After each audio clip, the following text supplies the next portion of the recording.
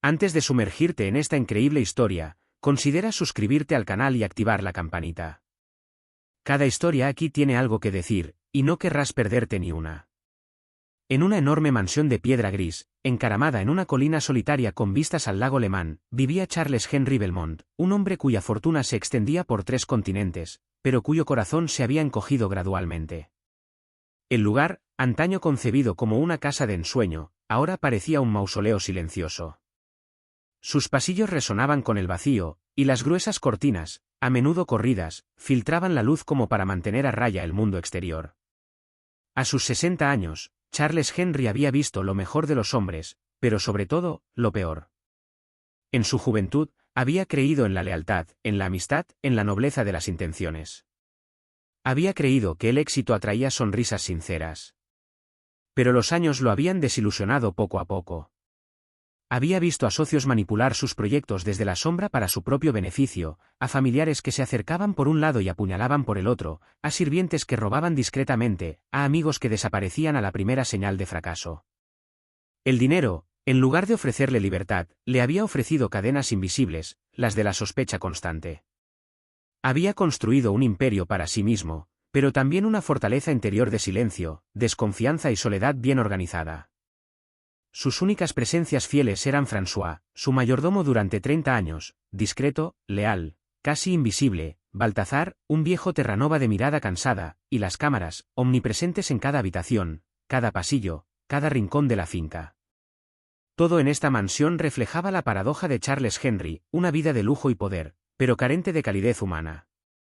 Una mañana de enero, mientras la nieve caía silenciosamente como polvo celestial, la señora Keller, directora de una agencia de servicio doméstico de lujo, apareció en la puerta. Vestía un traje formal y llevaba una libreta de recomendaciones. A su lado, una mujer delgada y erguida, de mirada profunda, esperaba en silencio. Señor Belmont, ella es Alma Kobaevi, dijo la señora Keller con seguridad. Se formó en prestigiosos hoteles de Zúrich y Lucerna. Muy profesional. ¿Discreta? Resistente a la presión. Charles Henry se incorporó en su sillón de cuero. Miró fijamente a la mujer que tenía delante sin decir palabra. Alma tenía unos 30 años. Llevaba el pelo recogido con sencillez, su ropa era sencilla, sin coquetería. Lo más llamativo era su mirada, serena y decidida, sin rastro de adulación ni de la codicia que Charles Henry conocía tan bien. Sus manos, ásperas y dañadas, delataban un pasado de trabajo duro. ¿De dónde eres?, preguntó finalmente, con una voz profunda y casi seca. De Sarajevo, señor. Él levantó una ceja. ¿Y vives? En Ginebra. Le envío parte de mi sueldo a mi madre, que está allá. Está enferma. Tengo 2 trabajos, pero estoy dispuesto a dejar el otro si me necesitas a tiempo completo. Su voz era serena. Sin súplicas ni patetismo. Simplemente un hecho expresado con dignidad. ¿Alguna vez has trabajado en una casa tan grande?, preguntó, barriendo la habitación con un gesto. No, señor, pero aprendo rápido. Charles Henry la miró profundamente a los ojos. Buscó un temblor. ¿Miedo? ¿Lujuria? Pero solo leyó una neutralidad cortés, una curiosidad discreta pero sincera.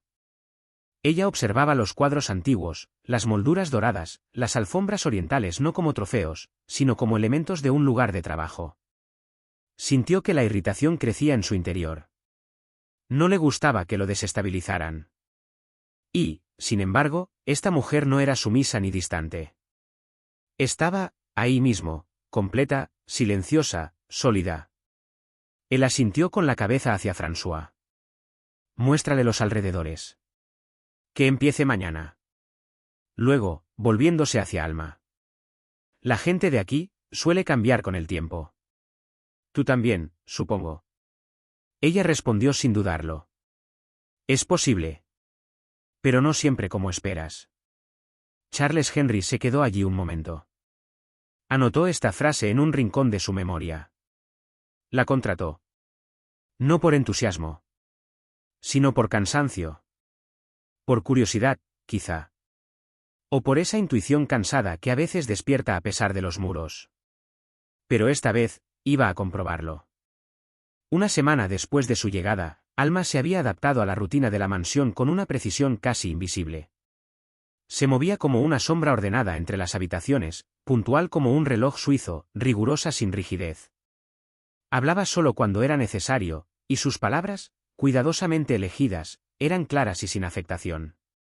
Cada gesto parecía impregnado de una antigua forma de respeto, como si cada objeto llevara en sí una historia que solo el silencio podía honrar. Pulía los marcos sin alterar jamás su inclinación. Cambiaba las sábanas sin que el aire crujiera alrededor de la cama. Limpiaba el suelo del recibidor como si fuera un templo. François, el mayordomo, la observaba a distancia, intrigado por su constancia. Ni un suspiro. Ni una mirada fija a la riqueza que la rodeaba. Trabajaba sin buscar complacer ni evadirse. Pero Charles Henry seguía escéptico. Había aprendido a desconfiar de las máscaras de la disciplina. Sabía que la paciencia de la gente era una fachada, había visto sirvientes impecables durante meses antes de que un acto irreparable los traicionara. Para él, la verdadera naturaleza humana solo se revelaba ante la tentación cruda, brutal e inadvertida. Así que decidió orquestar una prueba. Era martes por la mañana. El cielo estaba gris, una densa niebla se había posado sobre la finca, como si incluso la naturaleza quisiera ocultar lo que estaba a punto de suceder. En su oficina revestida de caoba y cuero, Charles Henry abrió con cuidado la gran caja fuerte empotrada en la pared, oculta tras una obra maestra. Dejó la puerta entreabierta, lo justo para que la riqueza que contenía se viera a simple vista. Dentro, fajos de billetes cuidadosamente ordenados, varias piezas de joyería antigua con piedras preciosas, y lo más importante, un sobre marrón grueso y sin sellar. Contenía documentos altamente confidenciales relacionados con una disputa minera en África, un caso explosivo que podría influir en la decisión de la Corte Internacional y que potencialmente valía cientos de millones. Información de esta naturaleza, en las manos equivocadas, podría cambiar una vida o arruinar varias. Antes de salir de la habitación, Charles Henry revisó cuidadosamente las cámaras de vigilancia. 3 ángulos, todos despejados. Una de ellas apuntaba directamente a la caja fuerte. Configuró el sistema para grabación continua y silenciosa. Sin zoom automático. Solo la mirada fría y objetiva de la máquina.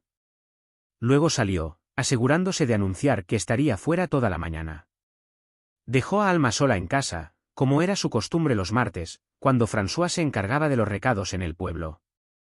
Alrededor de las 10:15, Alma entró a la oficina, vestida como siempre con un delantal gris perfectamente planchado, un moño bajo y las mangas cuidadosamente arremangadas. Empezó su trabajo como cada martes, primero las ventanas, que limpió en silencio, con movimientos lentos y circulares, como un ritual. Luego el escritorio, que desempolvó con un paño suave. Pasó junto a las estanterías llenas de libros viejos encuadernados en cuero, y luego llegó al cuadro ligeramente desplazado. Ella se detuvo. Su mirada se desplazó lentamente hacia la puerta del maletero entreabierta. Su cuerpo permaneció inmóvil durante varios segundos. El tiempo parecía haberse detenido. Se acercó. Lentamente. Sin pánico, sin prisa. Solo una calma casi clínica. El leve sonido de sus pasos sobre el suelo de madera resonó en el silencio de la oficina. Al llegar frente a la caja fuerte, se inclinó ligeramente. Las cámaras captaron cada microexpresión, primero, una silenciosa sorpresa, luego un breve arqueo de cejas. Vio los billetes, las joyas, el sobre marrón. Su mirada se detuvo un rato más en él. Por un instante, su mirada pareció perderse en algo más grande, como si percibiera la trampa invisible tendida en aquella absurda abertura. Entonces, lentamente, cerró la puerta de la caja fuerte con una cautela casi maternal, sin tocar jamás su contenido. Se tomó un momento para observar la habitación, como para comprobar que estaba sola. Luego sacó una libretita arrugada del bolsillo de su blusa, arrancó un trozo de papel, y con un bolígrafo negro, escribió con letra clara y recta. Señor Belmont. La caja fuerte de su oficina estaba abierta esta mañana. La cerré por precaución. Parece que no se ha movido nada. Alma.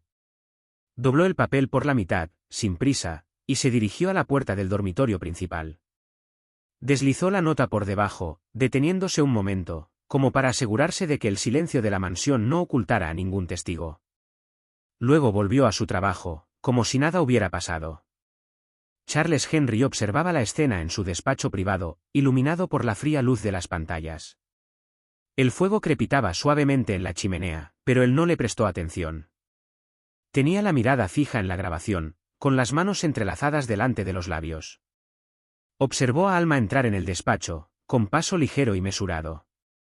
Observó cada detalle, el ceño apenas perceptible, su inclinación hacia adelante, el silencio en su mirada, esa calma casi sobrenatural ante lo que otros habrían visto como una invitación a robar. Repitió la escena. 3 veces. 4. Esperaba un escalofrío de tentación. Un movimiento hacia una nota. Un dedo rozando una joya, incluso furtivamente. Un latido delatado por el cuerpo. Pero no había nada. Solo una mujer descubriendo una caja fuerte abierta, y con una sencillez cautivadora, cerrando lo que nunca debió haber visto. Sin curiosidad. Sin problemas. Ni rastro de envidia. Se levantó y entró unos pasos en la habitación.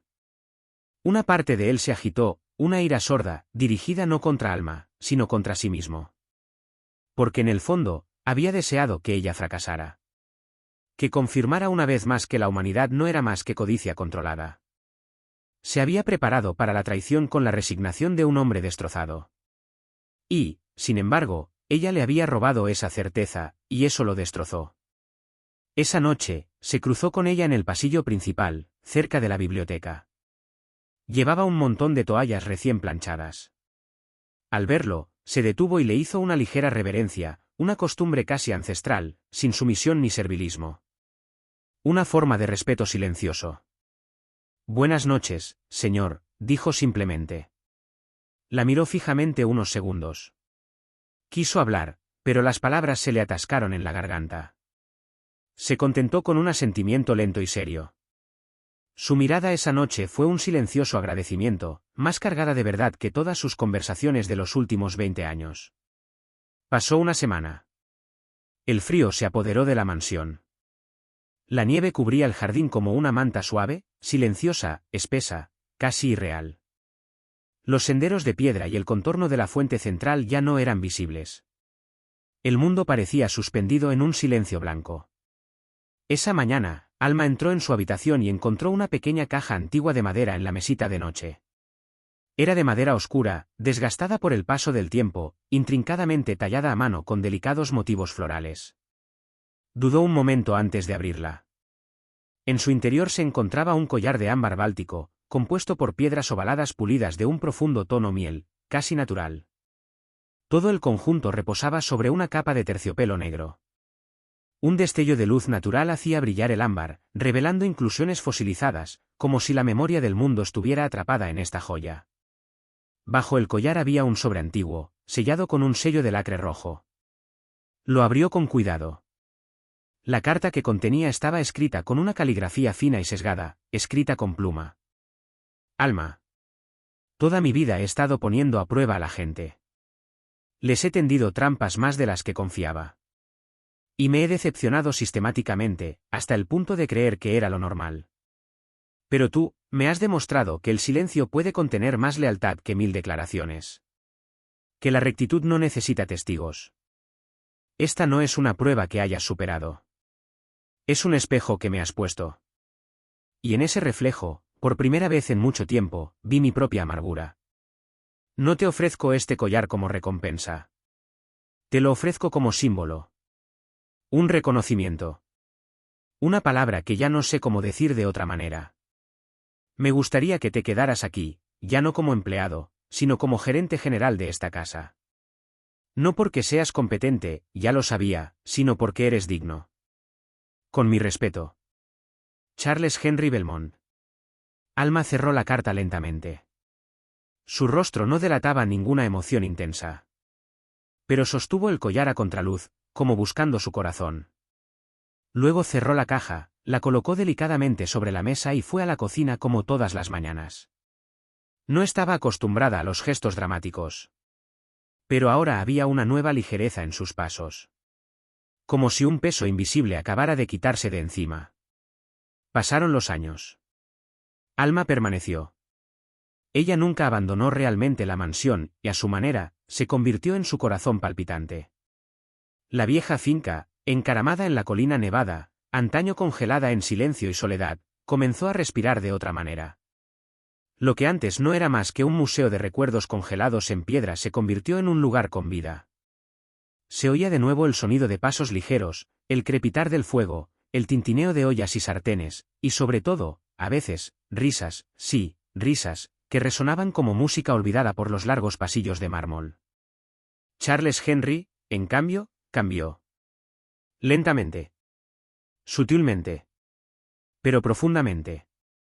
Con el paso de las estaciones, se encontraba bajando a la cocina sin motivo alguno, escuchando las sencillas historias de Alma, comentando la lluvia o la dulzura de un plato. Redescubrió el placer del presente, el que no espera nada, el que ya no desconfía de todo. La soledad ya no era un baluarte, sino una elección que podía hacer o abandonar. Empezó a leer más, y a veces a escribir. Encontró cartas antiguas, olvidadas hacía tiempo, e incluso un cuaderno de poemas que había empezado en su juventud, prueba de que alguna vez creyó en la belleza de las cosas. A veces los leía en voz alta, y Alma lo escuchaba en silencio, mientras planchaba la ropa o preparaba el té. Y luego, poco a poco, las puertas de la mansión se abrieron al mundo exterior. Al principio, tímidamente, un niño del pueblo invitado a probar un pastel de manzana en la terraza. Luego 2, luego 5. Niños que, los miércoles, venían a correr por el gran jardín, jugar al escondite entre los setos podados, dibujar con tiza en las viejas piedras del patio. La risa de los niños, ese sonido puro, se convirtió en una costumbre. Alma preparaba la merienda, Charles Henry observaba desde lejos al principio, luego con más atención. Un día, incluso les contó un cuento, sentado en un banco, con su rostro arrugado iluminado por una sonrisa discreta pero sincera. Ya no era solo el anciano rico encerrado en su torre de marfil. Se convirtió en un nombre susurrado con respeto en el pueblo, una leyenda benévola, casi un abuelo inesperado. Y en un ala de la mansión, la caja fuerte permaneció allí, sin cambios. Todavía en su sitio, firmemente anclado al muro de piedra, con su gruesa puerta firmemente cerrada. Pero ya no lo vigilaban. Ya no lo examinaban. La cámara que una vez lo enfocó había sido movida hacía tiempo, reemplazada por un pequeño estante con libros y una planta de interior. No, la caja fuerte no estaba cerrada por miedo a que la robaran. Ya ni siquiera era importante. Porque algo mucho más precioso que lo que contenía, la confianza, había ocupado el corazón de Charles Henry. Y la confianza, cuando es verdadera, ya no necesita pruebas ni trampas. No necesita cerraduras ni llaves. Vive en gestos discretos, silencios apacibles y una lealtad que no se dice, pero que se siente, se conoce y se respeta. A veces, en las noches de invierno, Charles Henry se sentaba junto al gran ventanal de la sala, con una manta sobre las rodillas y un libro en las manos. Alma pasaba, dejando en silencio una taza de té sobre la mesa. El viejo perro dormía a sus pies. El fuego danzaba en la chimenea. Así que, en esos momentos, se dijo a sí mismo que todo lo que había tenido, el oro, los contratos, las propiedades en Dubái o Singapur, nunca había sido tan valioso como una mirada digna, una palabra hablada o un silencio significativo, y cerró los ojos, en paz, reconciliado con el mundo.